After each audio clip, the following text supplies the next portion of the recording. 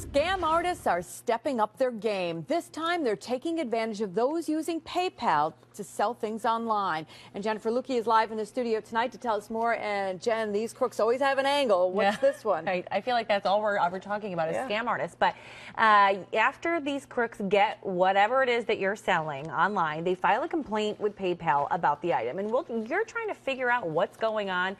They're getting away with your stuff, and they're getting the cash they used to pay for it back in their pocket.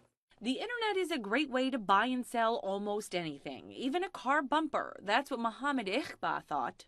I sold him the bumper, and 2 or 3 days later he opened a PayPal claim stating that the bumper was missing a front grille. The problem, Mohammed's ad was very clear that the grille was not included in the sale.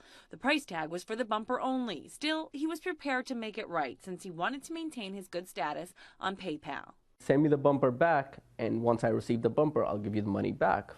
9 days later, Mohammed received a tracking number and a notice that the package arrived. But when he got to the post office, this is what he was handed.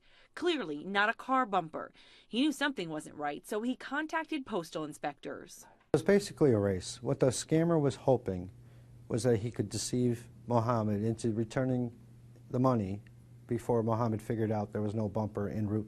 He just picked a random priority box, filled it up with a stack of newspapers, presented it to the post office, and got a tracking number. And guess what? PayPal returned the money to the buyer based on the bogus tracking number showing the box had arrived. The buyer had no intention of sending back the bumper. What he was really hoping to do was keep the bumper and get his money back. And that's exactly what happened.